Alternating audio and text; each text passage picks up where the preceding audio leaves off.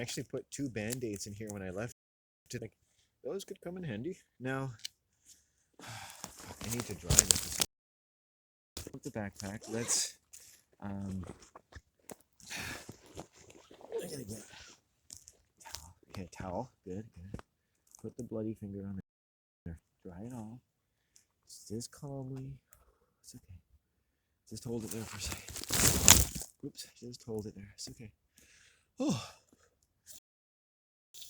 Endorphins up and everything, right? So, okay. We'll do Band-Aid. We're gonna litter because today. Oh no, I'll put most of it in the bag. Here, I can put this. Little litter though. Let's not be anal about it. Okay. And this little more towel. It's okay. It's not a deep cut. So a little more towel, then we'll put the Band-Aid on. Breathe. Nice and quiet. Okay.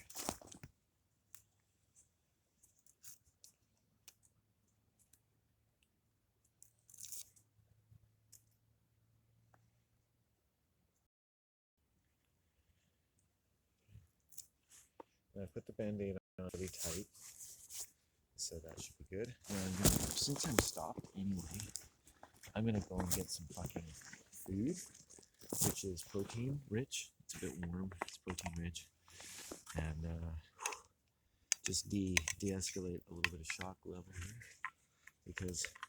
And then I got that open. What I gotta do is put my hat on, because just leaving it in the snow is stupid as fuck. Oh, I just dropped my wallet. Lovely. You don't want to do that. That's because I took the Band-Aid out. Okay. Gotta do those up.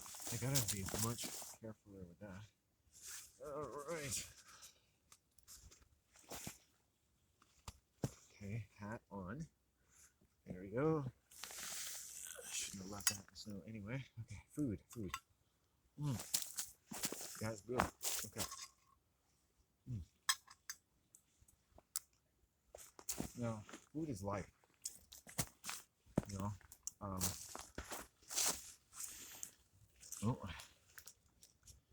I dropped other things out of my pocket. That is a lesson to me. If I don't do it in my pocket, things are going to drop out of them. Okay. I'm going to have to learn, to become a different routine with my jacket, because my pants don't have pockets anymore, so I'll pocket.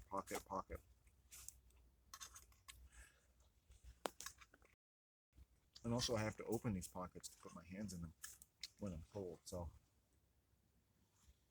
they're going to get a lot of use. You know, that's what I have to teach myself. But if you grow up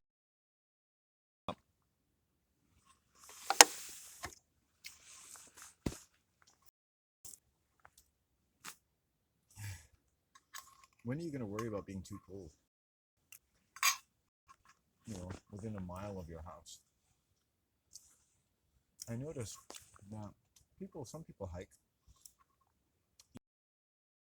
you know, but you don't see a lot of people who spend a lot of time around where they live. I see fishermen. Met some really cool young ones. One female, young female. They're pretty cool. You know, as you'd expect. You know, outdoorsy people are pretty nice, especially when they're young. You know, because they love being out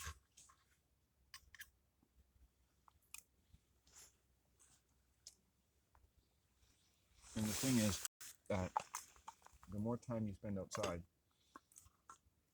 the more concerned you should be for your well-being. I mean, you should start off concerned anyway. But it's very dangerous to wander around nature. You know, not because it's always such and such amount of danger, say even in your backyard or wherever, but plenty of people have fallen off ladders in their backyard.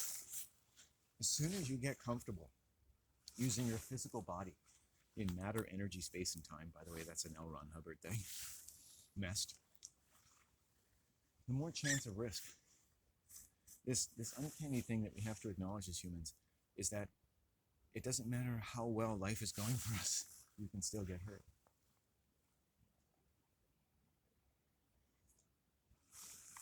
Now, some people listening to this did not grow up in a world where people really did get hurt that much, or it wasn't a big deal.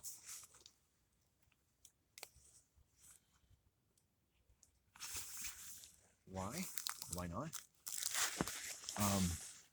Because accidents, in many sense, in terms of their sense of shock and any residual sense of anxiety, are not simply physical things that happen that hurt.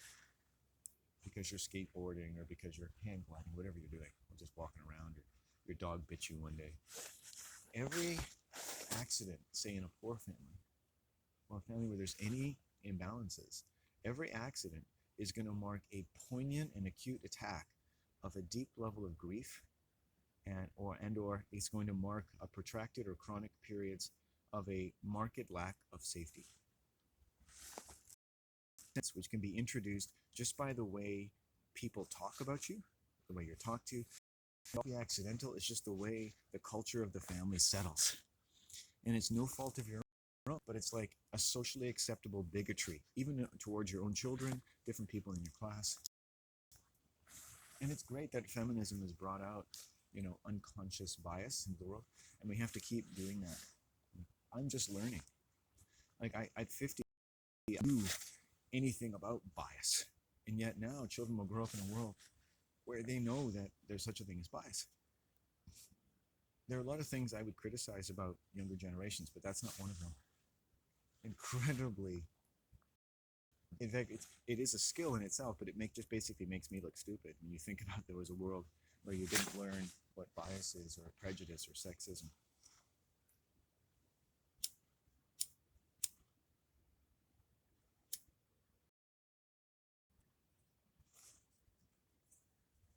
Now, having been a feminist, all my, one way or another, because in a sense everyone's a feminist, but that may or may not be true.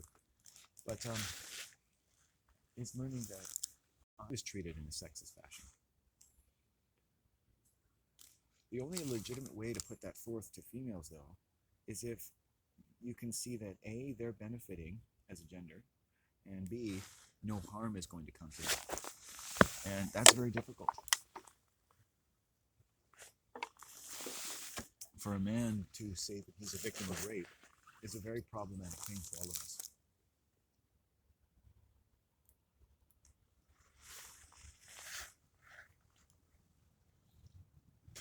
So those of us who are trying to talk, we don't want to get rid of feminism. We understand that we're better off talking to ourselves until we can prepare such a confession that we can defend and we can prove, to our peers or other that it should bring no harm to anyone. Feminism itself doesn't have to prove, right? No, not a criticism, just a fact.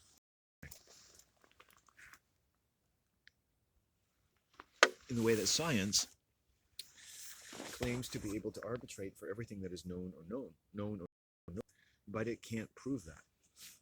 Essentially, any of us, in your own language of skill and life and experience and personal aptitudes and feelings and thoughts and the incredible amphitheater of your mind in all of its sequential and its impressions, its persuasive artifacts of a persuasive world, and so forth, essentially could arbitrate for what is known or knowable, as far as you know. No matter who has told you what, it's up to you. Just like if the general orders you to shoot somebody, it's still your responsibility. If someone tells you and they're wrong, it's still your responsibility.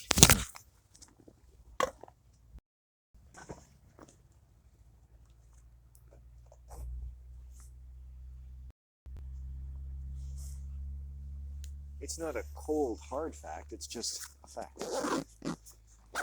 It's just what it is. Yeah, which hand do I want to put this glove on? I'll put it on my right hand. We've finished the bloodiest part of our day.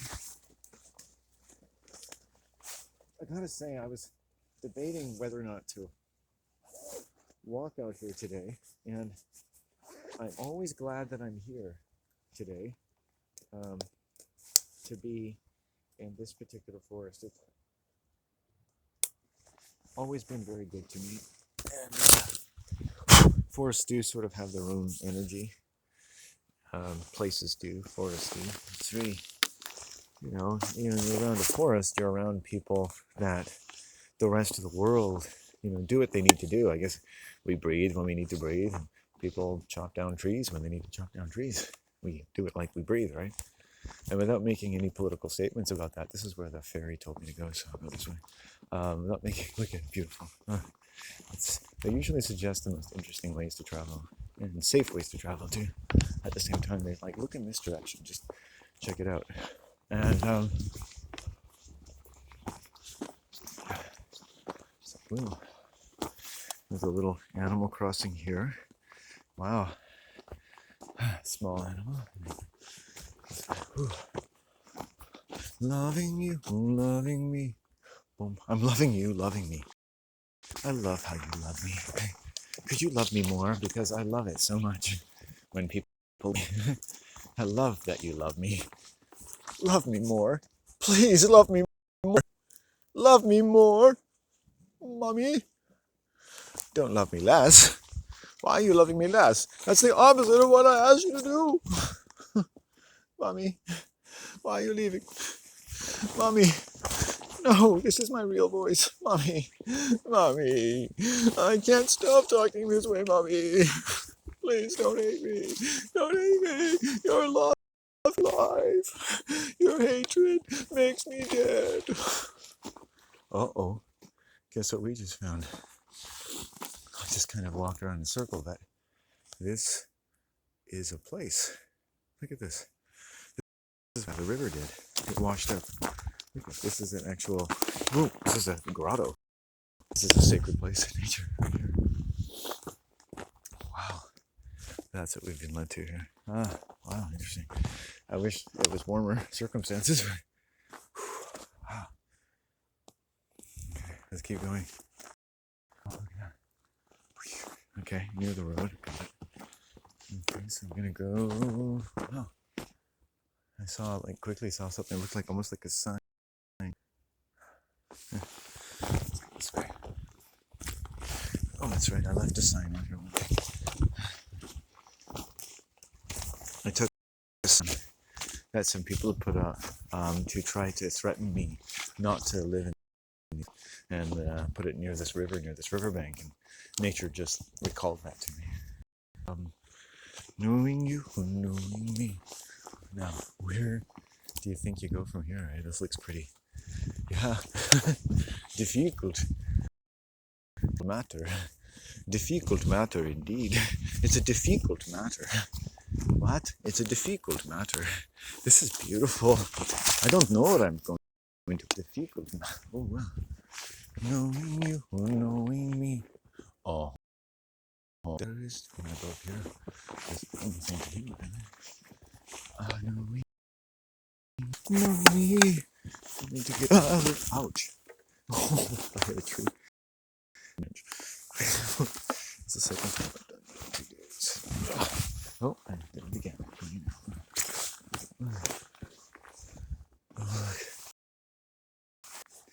I've walked back around to the trail that I started at.